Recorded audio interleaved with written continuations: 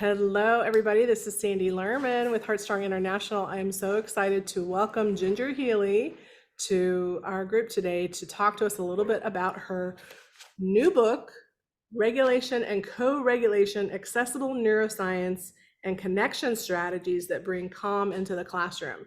And when I read this book, I was just telling Ginger, there are a few books, like you all know I like books. I just sent out a book list of 111 books, and there were a few that didn't make the cut. So this one definitely is in that list, but this is one of those books that just, when I read it, I thought, this is the book. This is the one that we need to get into the hands of educators who are new to the idea of using neuroscience to make decisions about childhood behaviors, childhood sense of belonging, sense of safety, all of those things that we know are essential to make sure that a child is in a safe learning environment that's not just physically safe, but also emotionally safe, and that where they feel like they belong and they're connected. So I am thrilled to have Ginger here today.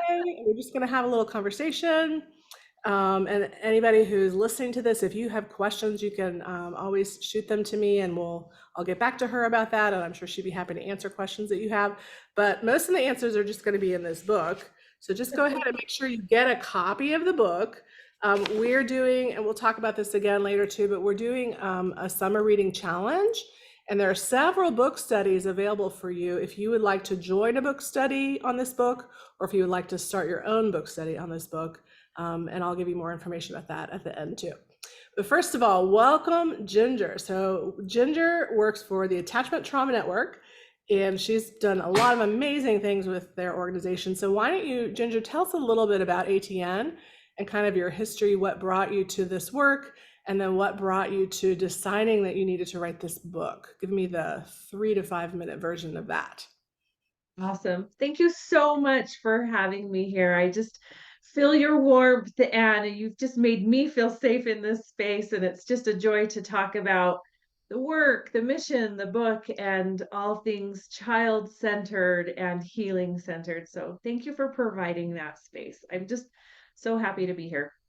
And I love to talk about the Attachment and Trauma Network because they are such a beautiful organization. Their mission to help families who have been impacted by childhood trauma, whether it be in the home, in the school, in a therapy office, wherever that child is just such an important concept and an important mission. And so I'm so happy to help propel that work forward. I'm the program director over there, and we have several different programs.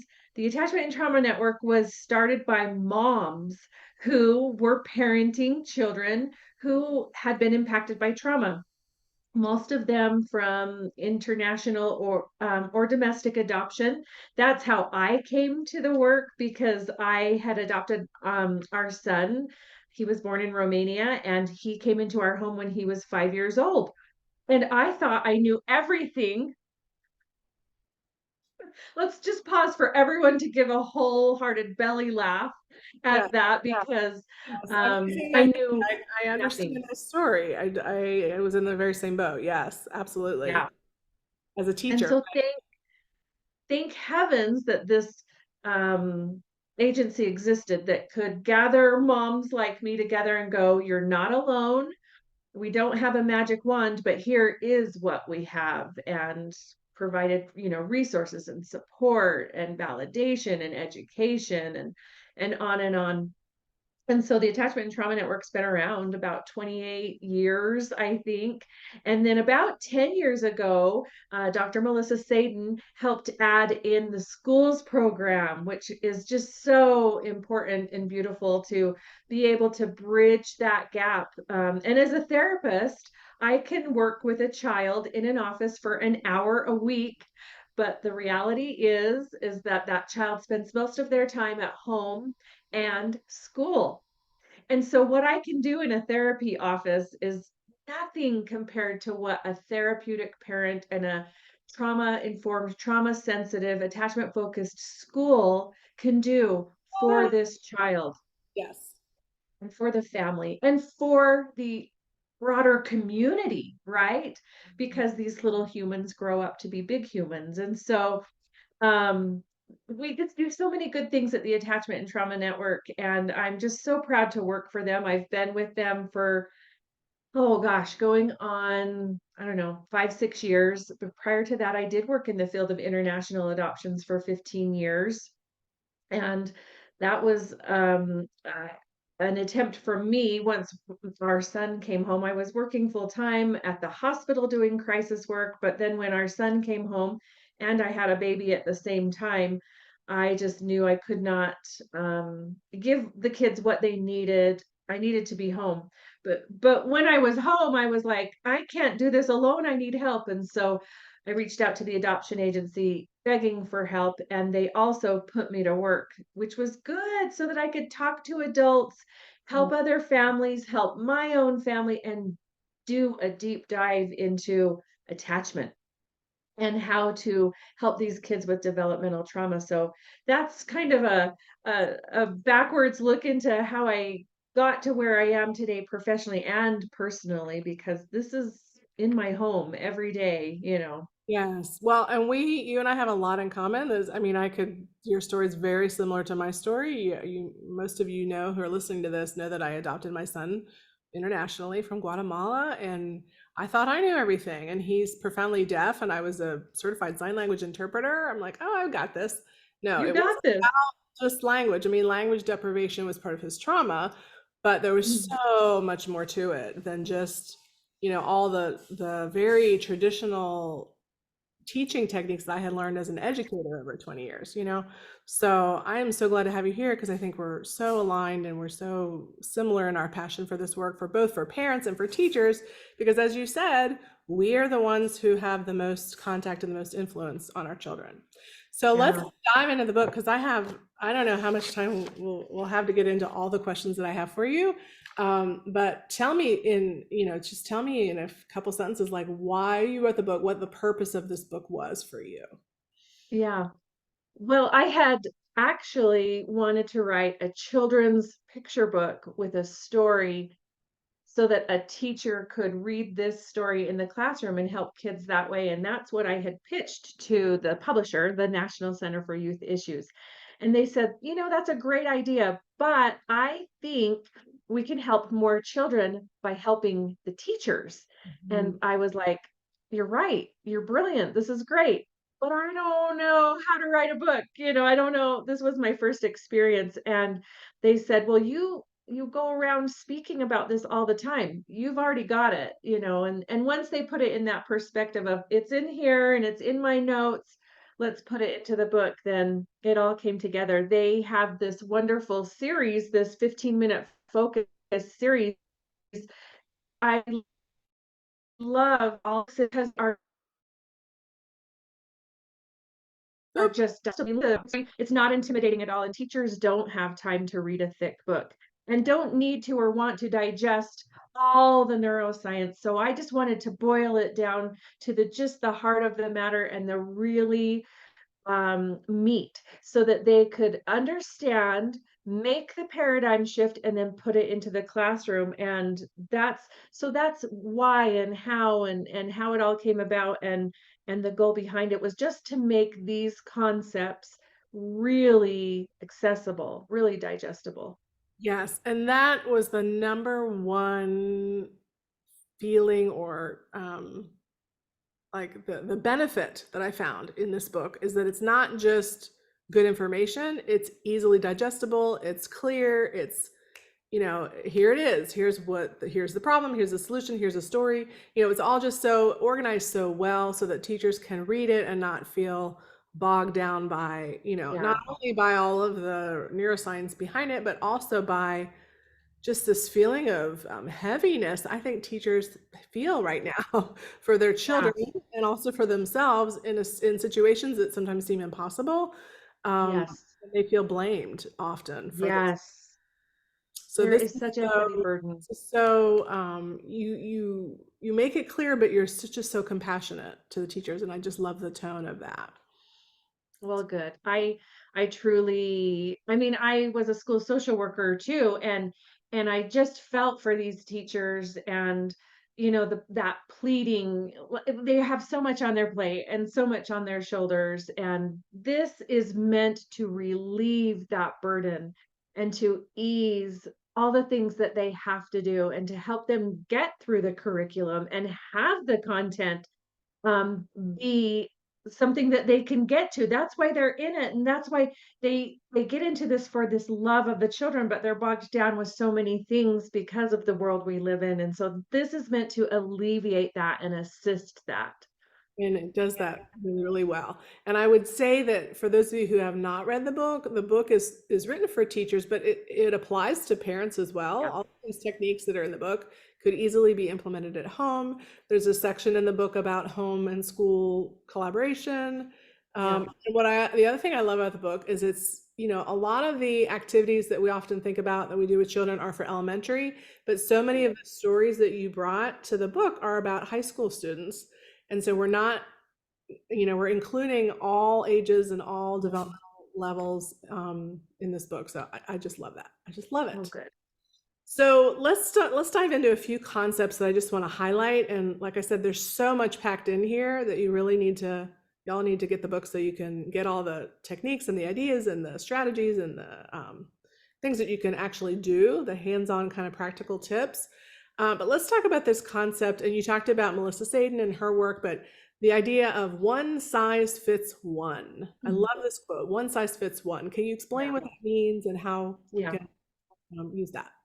Yeah, Melissa has really hit on something so important here, and that it's every person, every child is completely unique and completely different and comes into the school building or into the home with unique needs, unique DNA, everything that,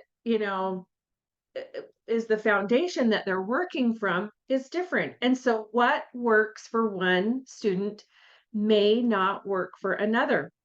And our system is currently set up that you've got a classroom full of, 30 students, and you've got one lesson, and you've got to get through it in a certain amount of time. And that is setting the teacher up and the students up for failure. It's not going to work. Teachers know this, but it's really hard under the system to do anything different. And so it's first understanding that every student is different. They're all at different stages developmentally. And even though you have a room of second graders, they are not all going to be second grade. And what does second grade even mean? You've got kids that are um, developmentally behind their chronological age. And so they may not be ready for what you're teaching. Wherever they're at in their brain is what they can digest. And if they are not um, able to listen and process and respond and ask questions because of something that happened before class or during class,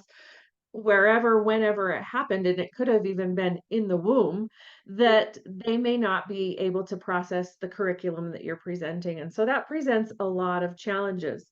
And I'm not going to lay out all the now here, what do you do? But just even being aware of that really takes the shame out of why things aren't working for this student. And it really should shape our response when they're struggling in a certain area.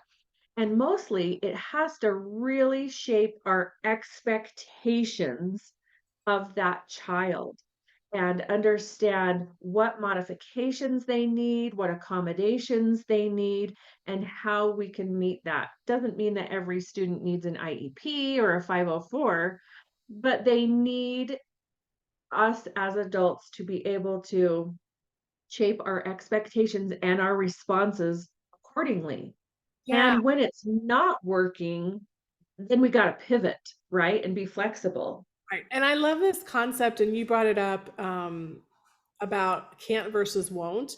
I always attribute Mm, that to Dr. Ross Green. He always says if a child isn't doing well, it's not because they won't do what you're asking them to do, it's because they can't do what you're asking them to, right? right. So, as you said, developmentally, they may be at a certain grade level or a certain emotional age, and that can change throughout the day, right? Throughout the moment. Amen. Right. And so we have to look at where they are in this moment. This is something we do at Heartstrong. We use a spiraling stages of growth model to kind of assess and address where they are. But the good news is that if they can't do it now, that doesn't mean that they can't do it forever. Yes.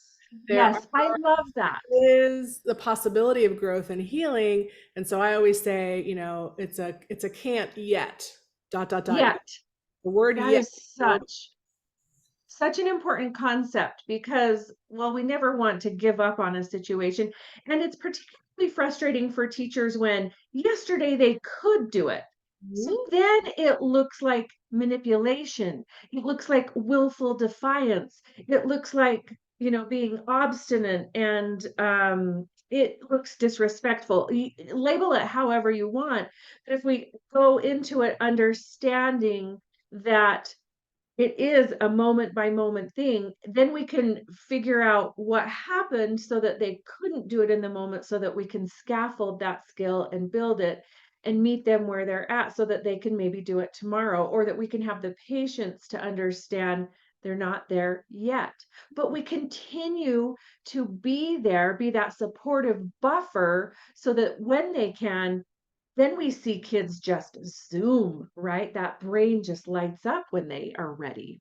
Yeah, and that just makes me think of one of those stories that you told about the little boy who didn't want to go out to recess, so they're trying to line up, and he had a massive meltdown. And the teachers can choose to respond to that in different ways, right? You can be very strict and say you're out of line, you're breaking the rule, you're getting a punishment, however you want to handle it. But this teacher had the self-regulation, and we'll talk about that, adult self-regulation, but she had the ability to be calm enough to see that this child, it wasn't that he did not want to comply with her direction, it was that Yeah, he could not because of something wrong with his shoe. So do you want to yeah, tell the story about the shoelace and like how she eventually. yeah. And this story has been replayed so many times in so many different ways. It doesn't even matter that it was the shoe. In this moment, it was the shoe with a broken shoelace. It's been a shoe with a rock in it.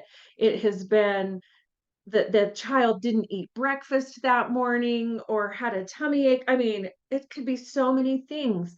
But is it that that child was being willfully uncompliant and that we needed to force compliance, or that we needed to go, huh, what happened? Something's wrong.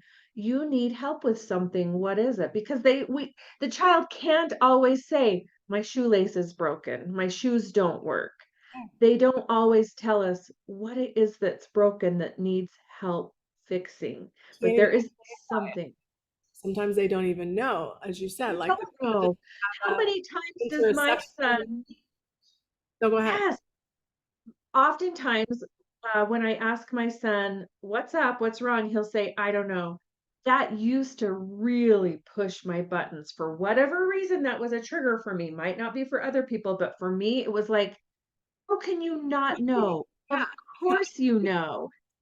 But truly, in that moment, because I was coming at him as an authoritative adult, his mind went blank Yes.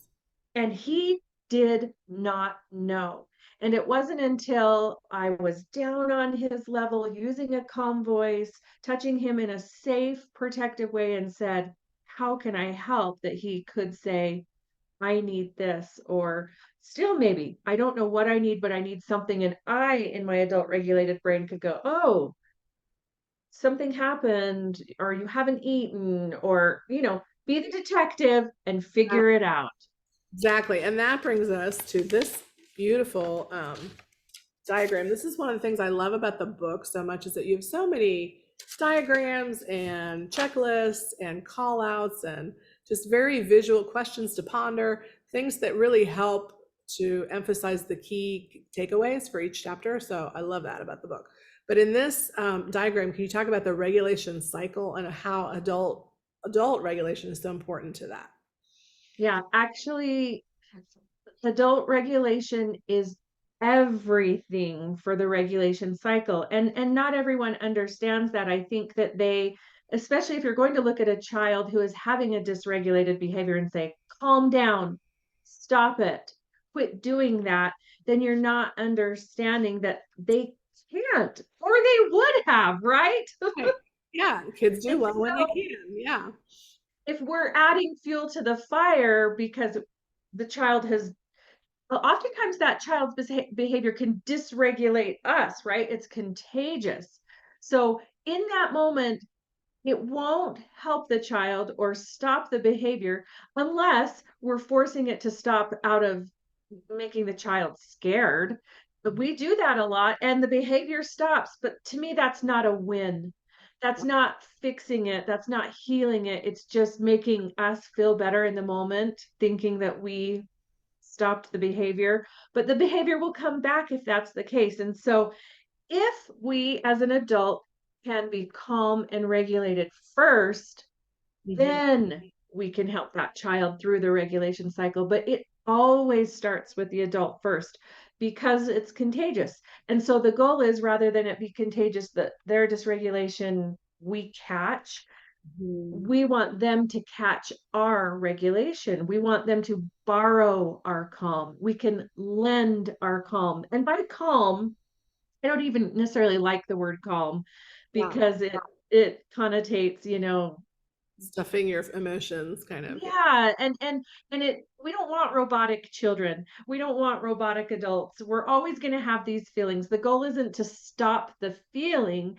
The Mhm. goal is to modify it, to manage it, to navigate it, to work through it because life is always going to be full of that. And so we need to figure that out. And so that whole regulation cycle is that when the child is experiencing dysregulation, the adult needs to come in and help co-regulate but should not unless they themselves are regulated first. So it does start with us. It starts and ends with us. Really, regulation, it's not about being independent Mhm. and gritty and persevering and doing it ourselves. We should never say, go to the calm room and calm down or go to timeout. It's not that. It's bringing them closer rather than sending them away and co-regulating. That's how you learn regulation skills is through repetitive experiences of co-regulation. And that never ends. That is truly the best way to be regulated throughout your whole entire life, even when you're an adult, is through co-regulation. Well, and I think we all understood that during the pandemic, how hard it was when we weren't able to be face to face with people that we love. We couldn't co-regulate. And so the mental health statistics just began to skyrocket because people Yeah. didn't have that nervous system, requirement, really. That's our nervous system Yes. is built for co-regulation. We are born with that need. Absolutely. And that need never ends. Talk a little bit about, so we're talking about regulation, and one of the things I love is towards the end of the book, you have another diagram that it doesn't look like a straight line. It doesn't look like up and down and then straight line, but it looks more like this, up and down and up and down. Yeah. We use, here at Heartstrong, we use a slinky to talk about regulation and to talk about growth Mm. and healing. And so we can talk about how regulation, what the difference between regulation is and self-control. Yeah. Did make it one of the quotes that I highlighted is that teaching a child self-regulation skills, because we don't want to just leave them in this state of dysregulation and Right. say, oh well, they're dysregulated, we need to be calm and so that they can co-regulate, and that's the end of it, right? At some point when they're in their prefrontal cortex, when they're ready to take this on into their nervous system, then we can have those conversations and kind of build those skills and those strengths. So how do we teach self-regulation without confusing that with controlling their behavior? Yeah. Yeah. Again, it goes back to that whole concept of life. We will experience stress in life, and that's okay. We have tolerable stress and even positive stress, but we want to buffer before it gets to toxic stress. So we have to model and teach kids how to handle the stress. And we do it through co regulation. Modeling is all about doing it together. This whole concept is about we. It is not me, it is not you, it is we. And so the goal is never to have that calm state all the time because it's not realistic and it sets us up for failure and shames us for having feelings of dysregulation. But feelings of dysregulation aren't necessarily bad. Making mistakes aren't bad.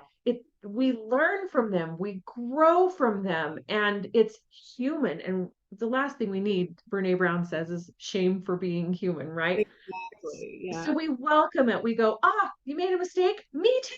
I do it all the time. Here's what we do next.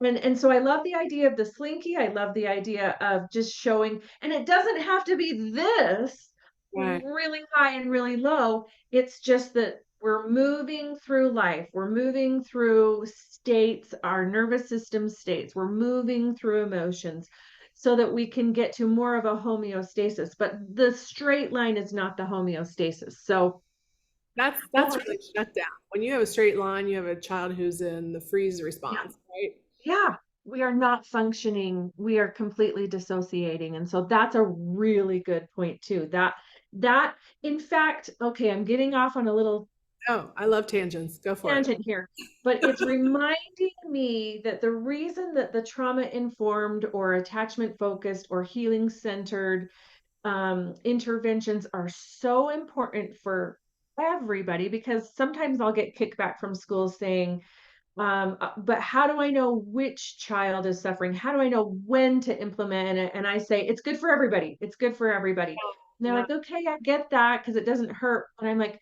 here's here's the piece that I want you to hear why it's good for everybody. It's because you have kids that it's very apparent they're struggling. Their dysregulation is loud, it's explosive, or it's completely shut down and they're frozen and you're worried about them, and you visually see it. Hmm. But we have a lot of kids in the classroom who are silent sufferers. You have no idea that they're dysregulated. You have no idea that there's a struggle in the school or at home or wherever, and you won't. They are so good at masking, Straight A and sometimes sometimes. say that again. Straight A students, high Pleasers, honors, all of the high things. achievers. And on the outside, you're like, oh man, they're my favorite student because they don't give me any trouble at all. And so I don't have to worry about them. But they're at the Mm, highest risk for suicide. At the highest exactly. risk, yeah, because they're not getting They're this. not, they're not okay. Yeah, They are completely silently suffering. And if we could open them up and look inside their nervous system, we would just weep yeah. for the pain that they suffer every day. So of course, we want to help these kids that are just vocally, visually struggling, but we also need to reach the ones that we don't even know about. And I am telling you, the statistics are telling us like 1 in 4 in every classroom. But it is so much higher than that I because really we think it's don't universal. measure. I truly believe universally everyone is having emotional dysregulation at some level, right? Some Yeah. kids are more extreme, some adults are more extreme. But even in the adult population, like all of us need that tender, loving care and support and co-regulation just as Yes. beings in order to survive the difficulties of life day to day. Amen. And that's why this is also good for the teachers, because we talked about that whole contagious piece and this whole regulation cycle. If the adult isn't okay, the child is not going to be okay. And the adults are not okay. I am struggling. Everyone is struggling.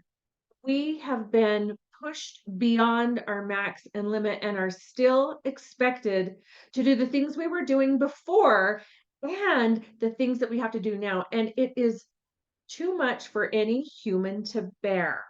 And then we are failing, and then we are criticizing ourselves and others for failing. And it's just a really tough situation to recover from now. And so that is why we need these concepts, is for one, just to bring awareness to the fact that we are struggling. We should be struggling. It's okay to struggle. And here's how we together can help each other Mhm. through the struggle. We're not going to wave a magic wand and get rid of the struggle. we get rid of COVID, we dealt with COVID, we get rid of COVID, another thing's going to come our way. We're still dealing with COVID stuff, but I'm just saying we'll never be living in this land of peace. Right. It's that we've got to manage it and shift our expectations on the adults and the kids. Yeah.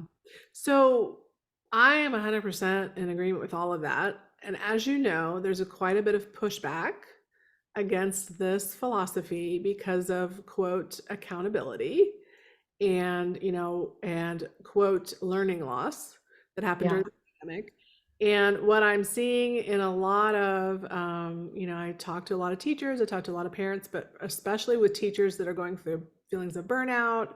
A lot of them are quitting the profession because they say the behaviors are just so unmanageable and there's no yeah, support from administration and on and on.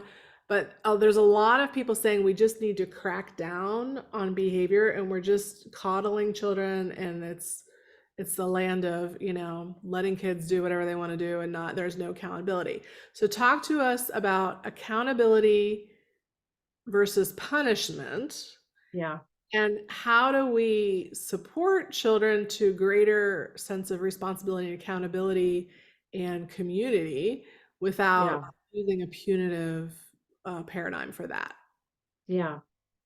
Yeah, this is such an important topic. And our lexicon, our words of, accountability and punishment really get, um, they're equated with each other and they're not equitable with each other. All punishment is inflicting pain on another human.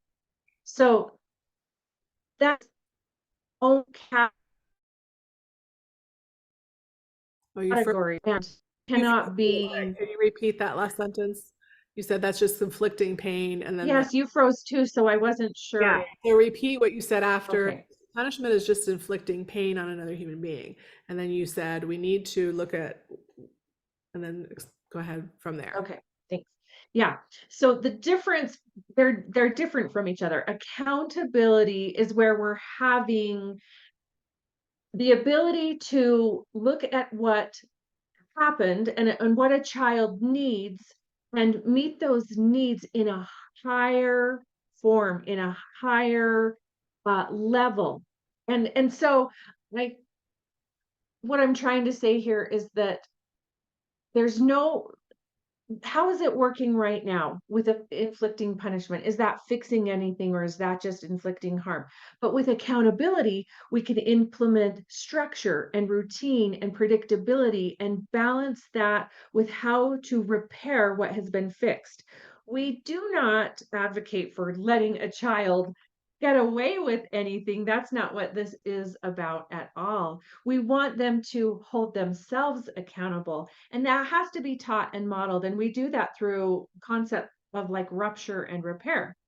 When something has been broken or needs to be fixed, whether that's, physically or emotionally, we have to have that conversation of how to repair that and fix that and mend that.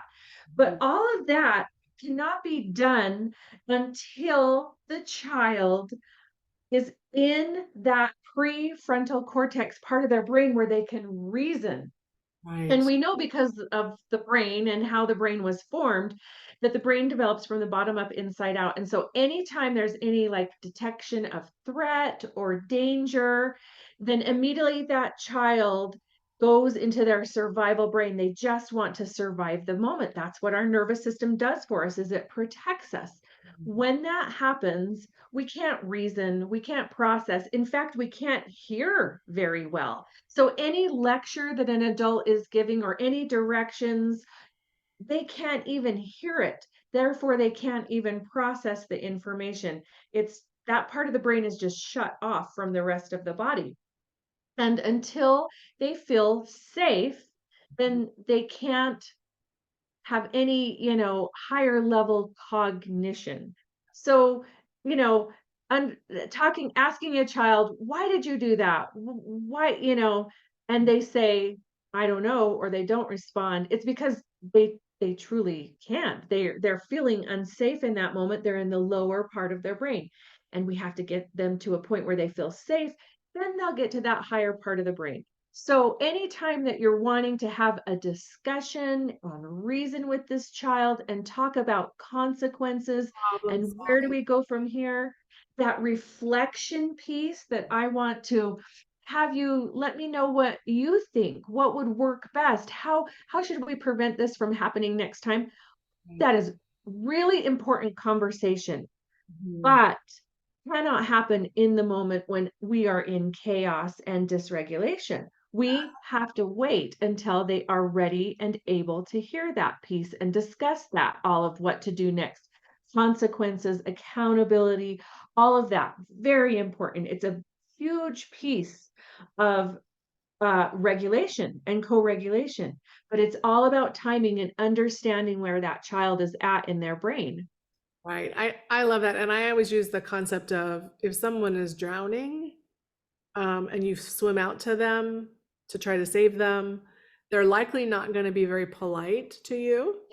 They're Yeah, probably going to pull at your hair. They're probably going to pull you under the water. They're going to do all kinds of right. horrible, disrespectful behaviors to you, right? And you wouldn't say to a child who is drowning, "Now you need to ask me with respect. You need to That's right. be, like you're not going to have a conversation about water safety or any of that Yeah. when a child is drowning. No. You're just going to get them out of the water to dry land, help them breathe again. And then later you can say, let's talk about water safety. And here's next time we go in the pool, here's some ideas to help you with that." Yeah. Right? Yeah. So it's Yeah. really knowing the right timing, knowing where they are developmentally, all those things, Yes. and really assessing all of that at all times because it can Yeah. change from moment to moment. But I love what you said about accountability really involves rupture and repair is sometimes emotional as well as relational. Yes. Yeah. I think that your metaphor of Oop, we're freezing again. drowning is so good. I'm not drowning with them. Yeah, I did you freeze again? I think I might yeah, have you're frozen fine. again. You're good now. Yeah.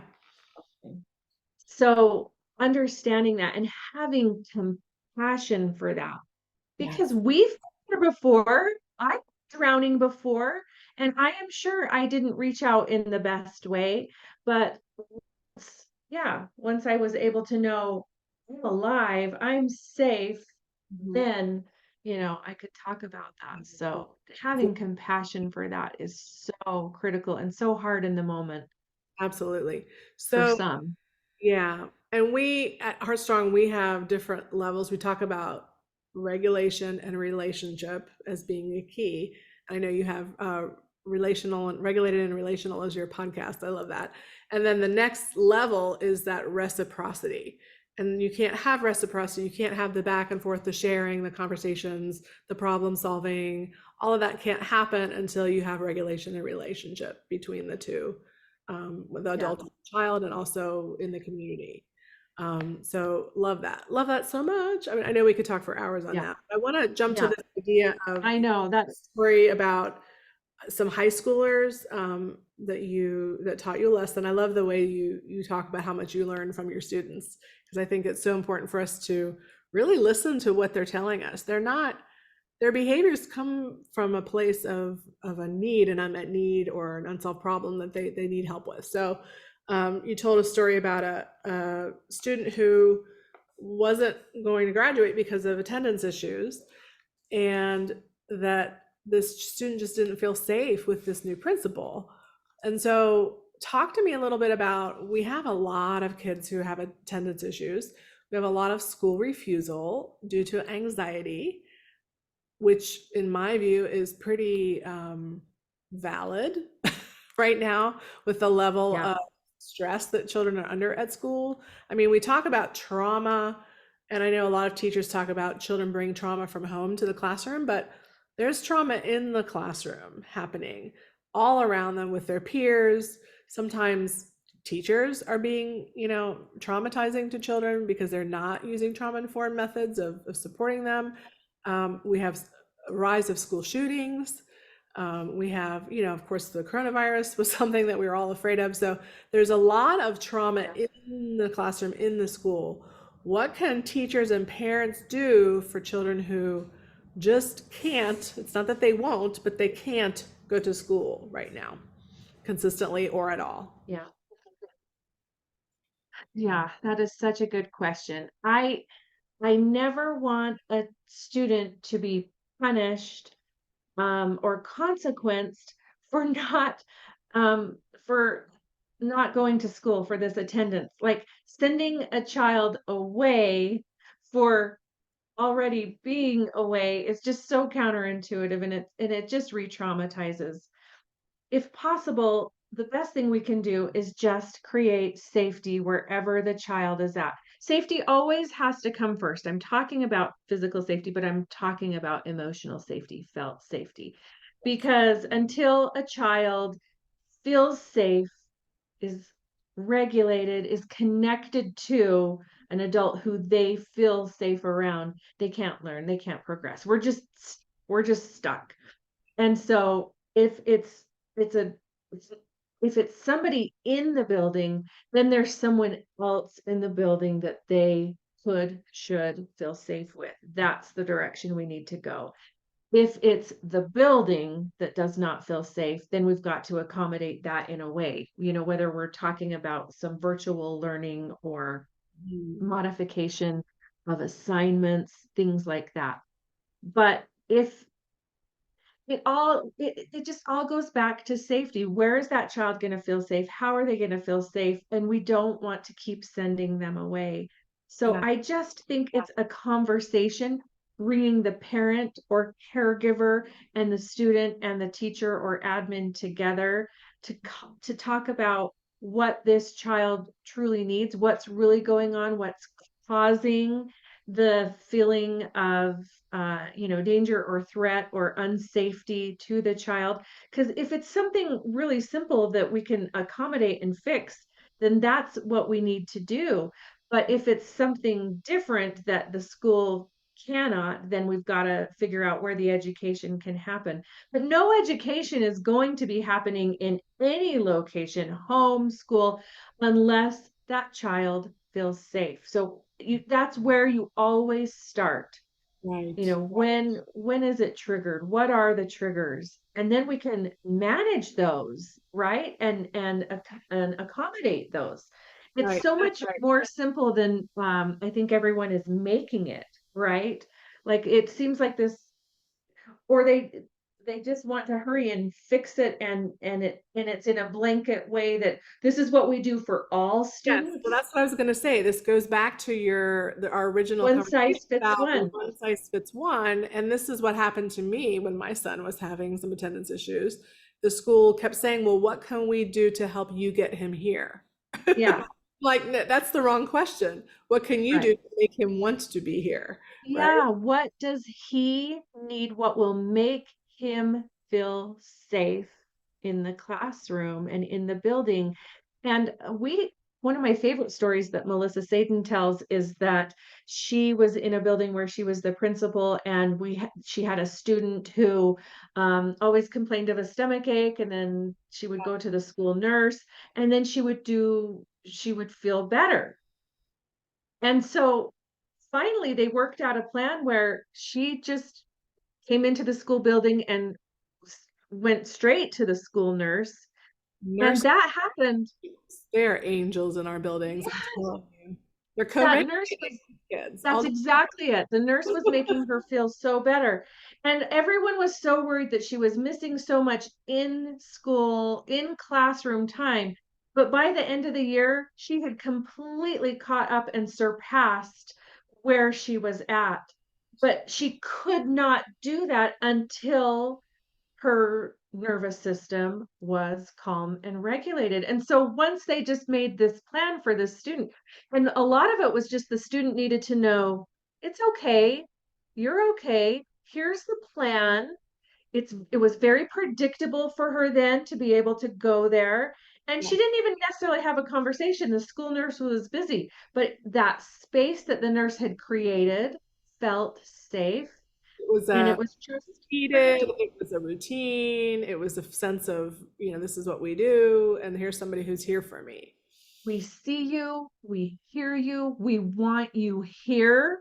So that when that student who's been missing all that class, rather than them coming in and going, oh, you're here, wow, that's impressive, or, where have you been? It's like, "Oh, we're so glad you're here. We missed you." Exactly. I love that you said that. Yes, when kids used to come late to my class, I'm like, I'm so glad you made it. Because I don't know what, they were probably late for a reason. Either they had a stressed out parent, or they had an issue in the bathroom, or who knows, or somebody was bullying them down the hallway and they had to handle So it. many. I don't know why they're late, but they're No. here now. So And welcome. shaming them just does so much more harm. It just makes them go, well, then I'm never going to come again. Why would I come? You Exactly. don't want me here. Yeah. I'm If not. you treat Mhm. other adults that way, like, I would not want to work for a boss who, if I walked into a meeting 2 minutes late, stopped the meeting to shame me in front of the rest of my colleagues, you know? And put my name on the board and moved Yeah, my clip down on the clip chart. exactly, exactly. Yeah, no. We do to children sometimes what we don't think of how dehumanizing those things can be. Mm, We think somehow because they're children, it's okay, but it's just not. It's just not. no, it's not. And you had asked me a little back, and I don't think I ever got around to it, but it's that whole concept of community. And these little humans are humans. Yeah. They're us. We were those children. And these children, we cannot assume that this child is is going to grow up to be a respectful adult when we don't give that back, and yet we demand respect. That is such a trigger for adults, that they're not being respected, and it's like, you They just haven't made earned it. They need to earn it. I always say, especially for kids with trauma, and we've already talked about how most of them have trauma, but kids with trauma, you cannot demand respect from them.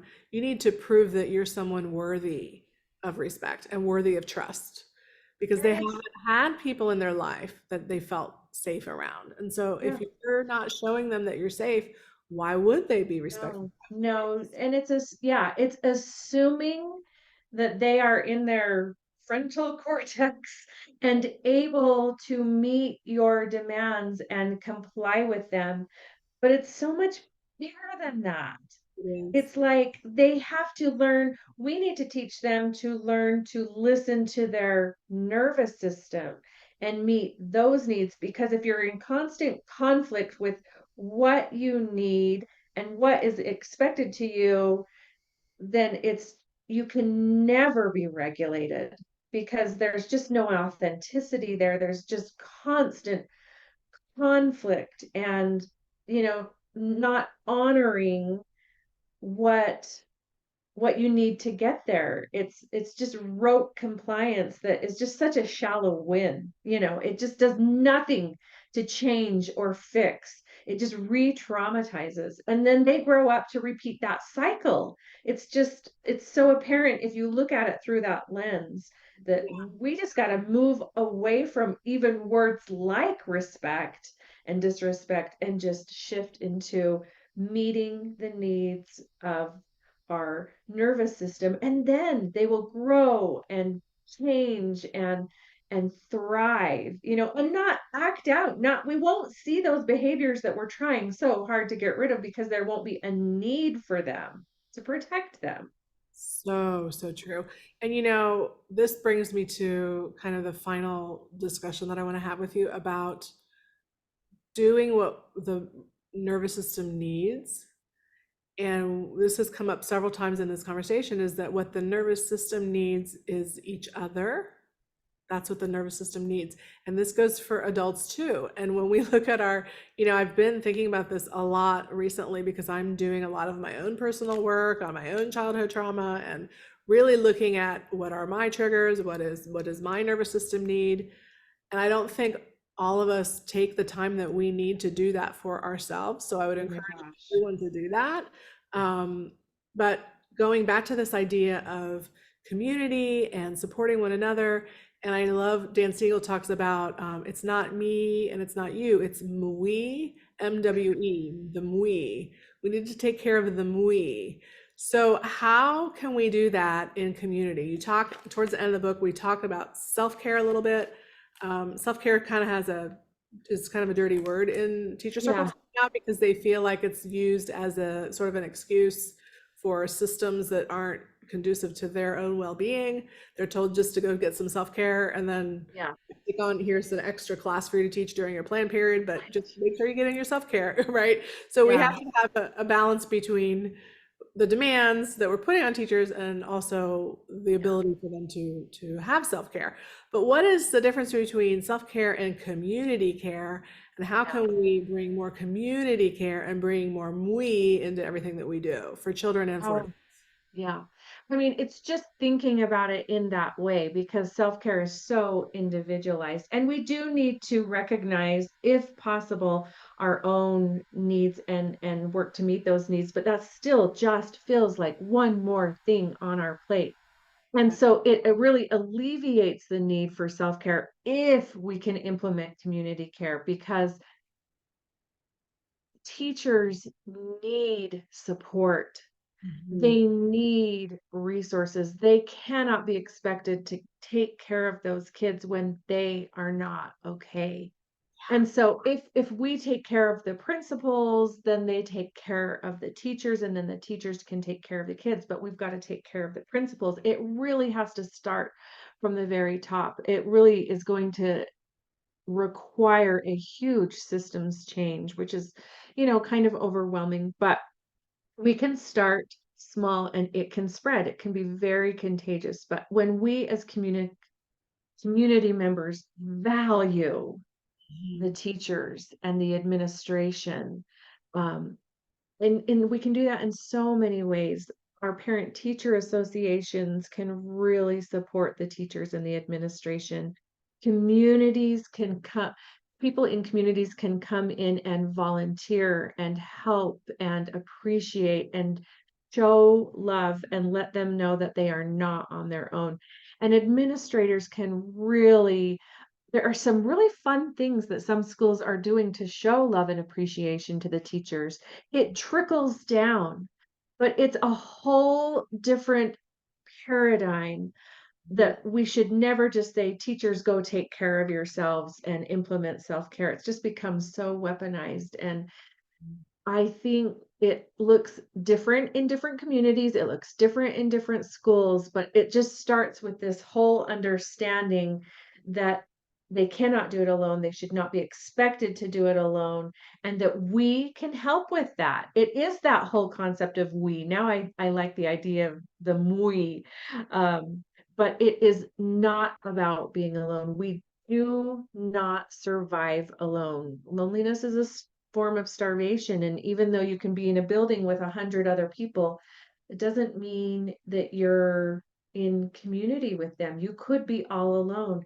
Though, so community building and team building is so important to know that everybody has each other's back.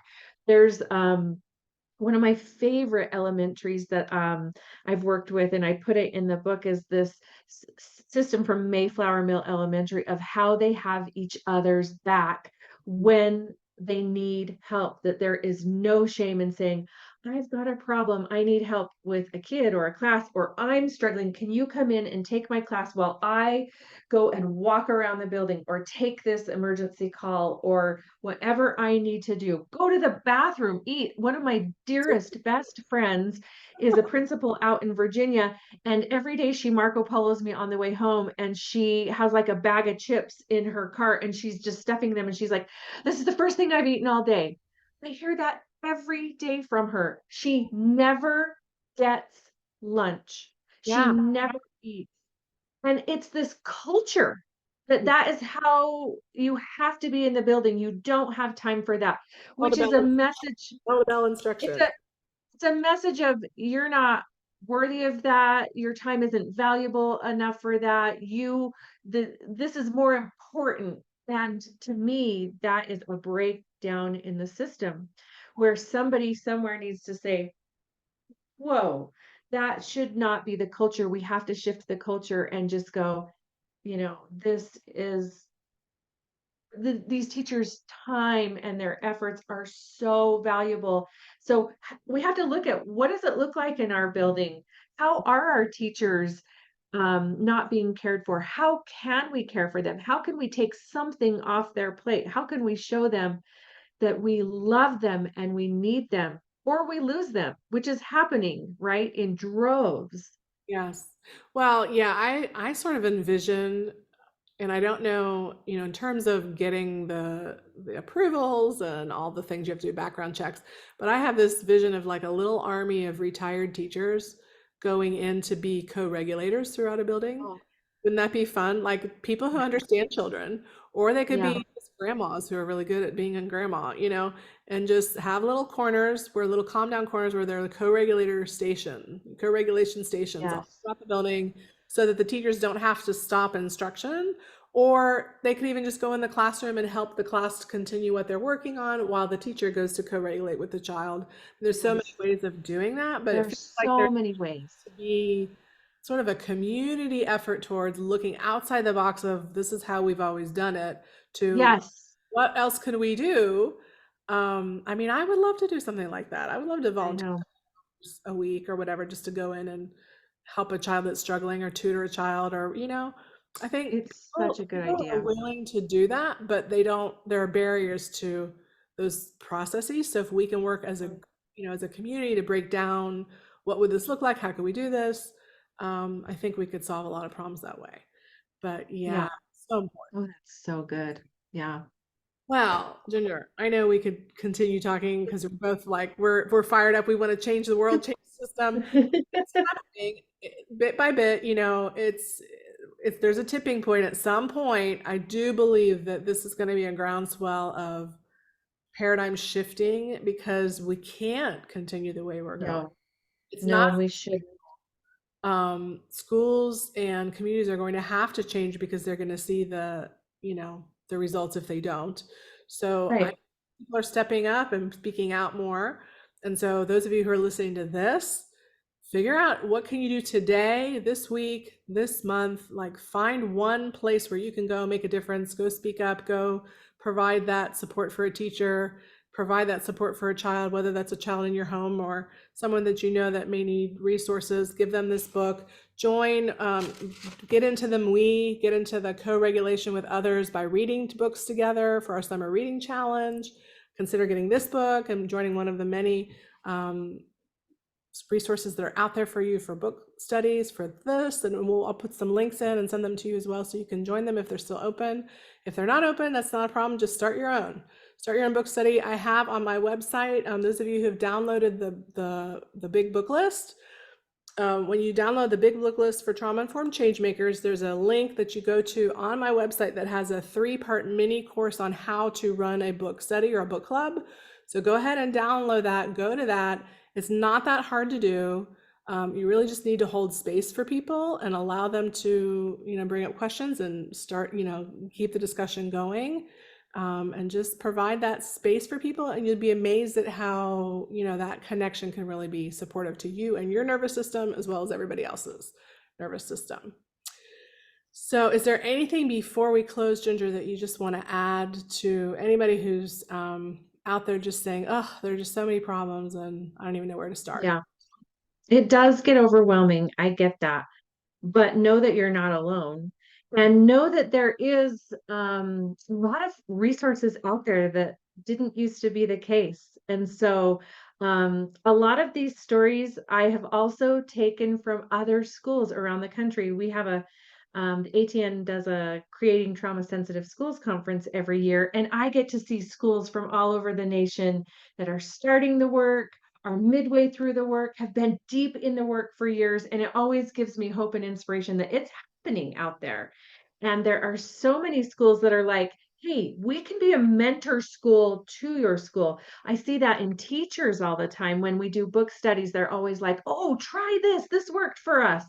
Like, it's a beautiful community. There is a community out there. You can find it through ATN. You can find it through the Trauma Informed Educator Network. There's so many great community now that we're all virtual and we are recognizing that and really getting good at it, it's so easy to virtually support someone across the country or to reach out to someone across the country and say, I need ideas, I need help. I mean, that's what the Attachment and Trauma Network does. That's all we do is Yes, connect people and network with resources. So don't ever suffer alone in isolation. There is no need for that. We've got your back, and so many other places do as well. I love that. And yeah, and that's true for Heartstrong International too. We have folks in New Yeah. Zealand and Australia and in the UK. We just had someone join our program. So, you know, you're not, if even if you're the only one in your country doing the work, if you feel that way, there are people all around the world doing this work. Yes. And so you may be the pioneer in your little corner of the globe. So don't give up, because your little light can be piercing through that darkness that you see and really make a huge difference. Just like the Yes. story of the starfish, you know, Yes. you might not be able to change the whole world, but you can change the world for the child that's in front of you, the child that you were talking to today, that you're interacting with today. That makes a difference, and that has a ripple effect. Absolutely. Well, Ginger, this has been awesome. I love talking to you, and I hope everybody else has enjoyed this too. Again, we didn't even get into the strategies. Like, there's so many great golden nuggets in the book that you can read about, like what to do to really teach those regulation skills to children and to help them understand their brains and their bodies and how all of this works. Community building activities, all kinds of really good, practical, in the trenches supports and tools and ideas that you can use right away, and it doesn't take a long time to read. So grab the book, tell all your friends, get a couple copies and give them to your friends. Start a book study, maybe do a book study with your colleagues at work if you're a teacher. I think Mm. it's great. So all right, well, we're going to close here, but I really appreciate everybody's time. If you have any questions for me or for Ginger, you can reach out to me at support@wingbuilder.com. You can find us at heartstronginternational.com. We have this summer reading challenge this summer. We also still have our June cohort for our trauma-informed specialist certification program is currently open. If you're interested in that, I can send you more information. We have a special running for our 10th cohort right now. So now is a great time to join us. But as always, we just want to send you all as much love and support and encouragement and appreciation for the work you do every day for the children in your life. Thank you so much. And thank you, Ginger, for being here. Thank you. Alrighty, bye-bye.